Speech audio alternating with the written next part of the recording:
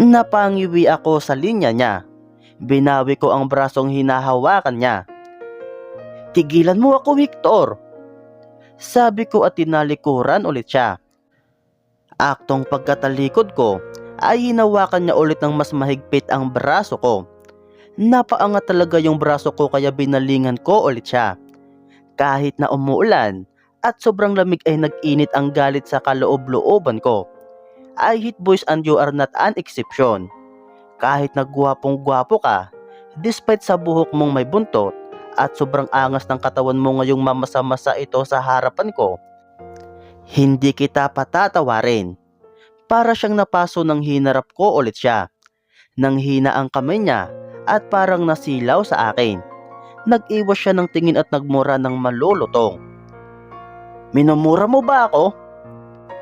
Galit kong untag nang nahuli siyang pumuputang ina sa gilid. Nanliit ang mga mata ko at hinuli ang titig niya. Napatingin siya sa akin at pumikit ulit at nagmura. Nilayuan niya ako at may kinuha siya sa gilid ng kabayo niya. Isa iyong itim na t-shirt. "May t-shirt ka pala, ba't ka naghuhubad? At minumura mo ba ako?" Galit kong untag. Hinarap niya ako at agad pinulupot ang t-shirt niya sa katawan ko. "Mababasa din naman ako. Ba't pa ako mag-aabalang mag-t-shirt?" Medyo tuliro niya pang sinabi. "Oh, mababasa rin naman ako. Ba't ko pa kailangan ng karagdagang t-shirt?" Tinanggal ko iyon at ibinigay ulit sa kanya. Hindi na naman masyadong malakas ang ulan. At isa pa, basang-basa na ako kaya wala nang kwenta. "Pwede ba?"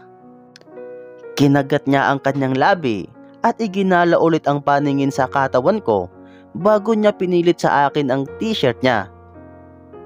"Kitang-kita ko dito ang pula mong bra." Nalaglag ang pangako. Pakiramdam ko umalis na lang bigla ang kaluluwa ko sa aking sarili. Trinahidor ako ng kaluluwa ko at iniwan sa ere. Nangatog ang binti ko. Hindi ko alam kung ititikom ko ba ang bibig ko o magsasalita ako. Umirap na lang ako at hinayaan yung t-shirt niya sa akin. Tinalikuran ko siya at nagsimulang maglakad ng mabilis palayo. Gusto ko na lang lamunin ako ng damo dito sa kinatatayuan ko. Gusto kong lumuhod at maging tubig papuntang lupa at hindi na magpakita pa ulit. Mas lalo lang naging malala ang pakiramdam ko nang sinilip ko ang puting t-shirt ko at naaninag ko ang pulang bra kong kitang-kita. "Chiska!" sigaw ni Hector. Sumusunod na pala siya.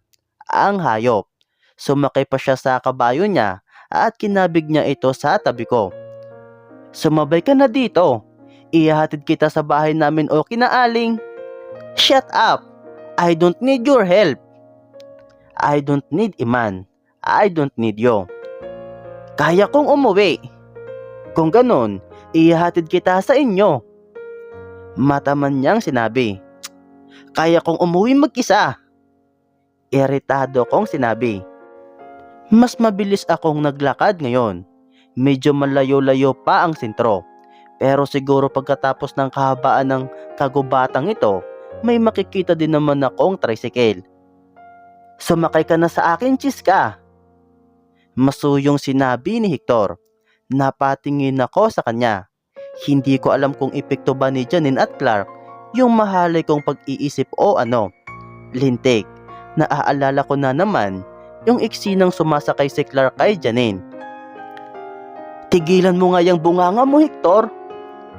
Halos sinugod ko siya sa sobrang inis na naramdaman ko. Nanlaki ang mga mata niya. "Tumigil ka at naha-high blood ako ah."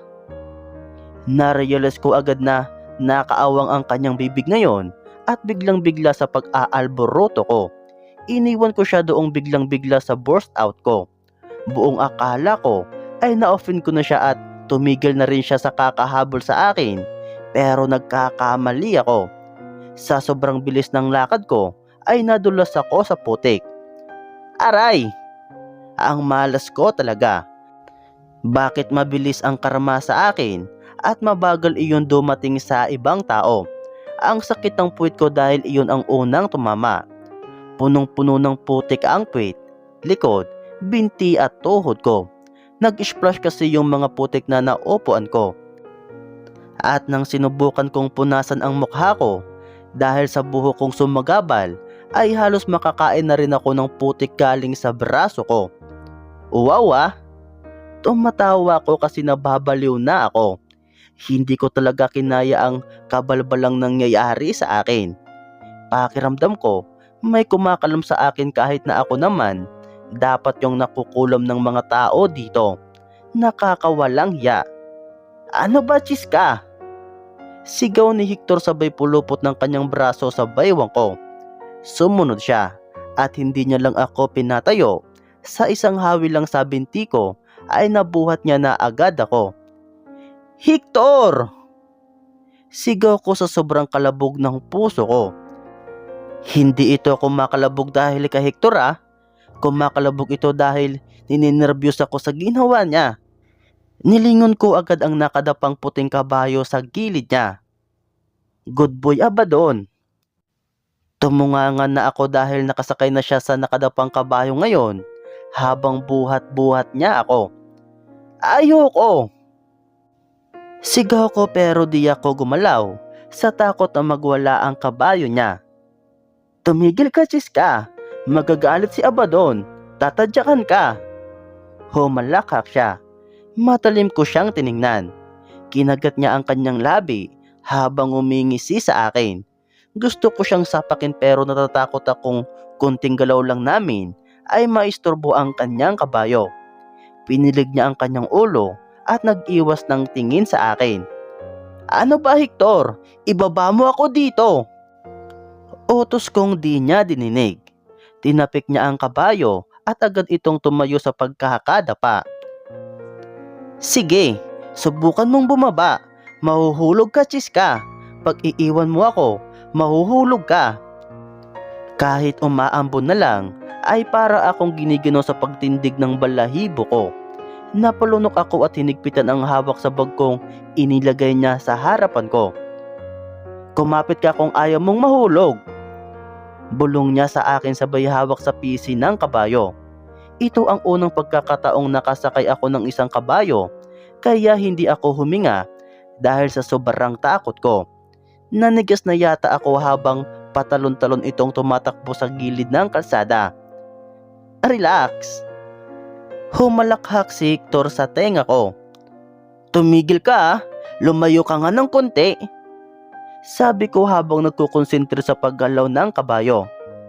Tsaka, huwag kang bumubulong sa tainga ko. Sungit. Humalakhak siya at mabilis pang pinatakbo ang kabayo. Litse. Gusto kong magmura pero sa sobrang takot ko ay wala na akong ginawa kundi kumapit ng mahigpit sa braso niya. Kapit pa, Chiska. Bulong niya habang bumibilis ang takbo ng kabayo. Ano ba? Wala namang horse race ah. Ba't ang bilis? Inis ko ang sinabi. Pag di ko binilisan magkakasakit ka. Anya, hindi ko alam kung saan niya ako dadalhin, pero kalaunan ay imbis na pagtuunan ko ng pansin ang kabayo, ay bumaling na ako sa tanawin. Una kong nakita ang taniman ng tubo. Matataas ang mga tubo at unang tingin ay parang mais na mas malaki. Nakakatakot tingnan dahil madilim kong papasukin ang buong taniman dahil sa nagtatayugang mga tubo. Ang sumunod ay taniman ng palay at mais. Common ito sa Alegria. May nakita akong ganito sa unahan ng sentro. Mas malawak iyon sa palay at mais dito. Ang sumunod ay taniman ng mangga, pinya, strawberries at kung ano-ano pang prutas. Nasa teritoryo ba kami ng mga Dila Merced? Kung ganon, bakit puro prutas ang nasa ransyong ito? Asan na ang mga kambing na pinapastol ni Hector? Iniliko niya pa iyon at mas marami pa akong tanawing nakita. Mabilis ang takbo ng kabayo pero hindi pa rin natatapos ang tanawin na nakikita ko. Bumagal lang ang takbo ng kabayo nang may natanaw akong isang maganda pero lumang bahay. Hindi ito ang mansyon nila dahil sa pagkakaalam ko ay nandoon iyon malapit sa gazebo na napuntahan namin. Sa gitna ng sentro at ng lugar na iyon, itinigil ni Hector ang kabayo sa harapan ng bahay. Agad siyang bumaba. Nakita ko agad ang ebidensya ng putik sa likod ko. Balot din ang buong katawan niya ng putik. Naglahad siya ng kamay at ngumisi. "Nasaan tayo?" tanong ko. "Alegria." Kibit balikat niya. "Huwag kang piloso po." Inihirapan ko siya. "Nasa bahay ni na Aling Nina." Hindi pa rin natanggal ang kamay niyang nakalahad. "Tanggapin mo ang kamay ko." Hindi ko iyon tinanggap. Imbis ay sinubukan kong bumaba mag-isa. Halos maka-split ako dahil sa taas ng binabaan ko galing sa likod ng kabayo. Muntik na rin akong mabungal kung hindi lang ako agarang sinalon ni Hector. "Sabing tanggapin mo ang kamay ko kung ayaw mong mahulog." Nakahawak siya sa kamay ko at mataman akong tinitingnan sa mga mata. Pa-full din ang isang ito ah. Hindi naman sana full ako, pero kung isang mahinang babae at nawiwindang sa kagwapuhan at sa mga salitang binibitawan lang, paniguradong kanina pa ako bumigay. "Tumigil ka, Hector." Umangat ang labi niya at kinagat niya ito. Nanlaki ang mga mata niya nang nakitang magkahawak pa rin ang kamay naming dalawa. Maging ako ay namilog ang mga mata. Tinanggal niya agad ito at nag-iwas siya ng tingin. Nilagpasan niya ako habang nagmumura pa. "Adik ba yon? Hindi ko alam." "Hector, ikaw ba yan?" Boses ng isang matanda ang narinig ko. "Opo, Aling Nina. Pwede po bang maligo?" tanong niya. Sumunod ako habang binibitbit ang medyo maputik na ring bag. "Kukuha lang po ako ng damit sa cabinet," anya. Nakita ko ang isang matandang pero naging kuba na dahil sa katandaan. May sungkod ito at nakaupo lang sa isang katid sa labas ng kanyang bahay. "O sige sige, dyan ka na sa puso." Sabay turo ng matanda sa isang puso sa bakuran. "No way." Tumawa si Hector at nilingon ako bago nagsalita sa matanda. "May kasama po akong babae. Hindi siya pwedeng maligo dyan, Aling Nina. Pwedeng sa loob po siya. Ako na lang dito." "Babae? Sino? Si Kati ba yan?" tanong ng matanda. "Hello? Ang layo ko kaya sa pagmumukha ng Kating iyon." Mukhang di na yata nakakakita masyado ang matanda dahil kahit anong panliliit ng kanyang mga mata ay hindi niya ma-figure out na hindi ako si Kati. "Hindi po." "At isa pa, palagi niya bang kasama si Kati? At bakit wagas makapag-conclude si Aling Nina?" "Si Francisca Aldi po." Kinilabutan ako sa sinabi ni Hector. "At sa loob na lang po siya. Ayoko pong mabusuan siya ng mga trabahador." Mataman niyang dinagdag. Natahimik sandali ang matanda bago nagsalita. "Wala naman akong kapitbahay, Hector. At wala naman sinais ko ngayon. Kaya pwede siya sa puso. Walang mambubuso sa kanya ngayon." "Ayoko po. Sa loob na po siya." Napaawang ang bibig ng matanda at patuloy akong tinitingnang mabuti. Kumalabog tuloy ang puso ko. Tiningnan ako ni Hector na ngayon ay seryoso ang tingin. "Tara na, Chiska. Sa loob ka na maligo," anya.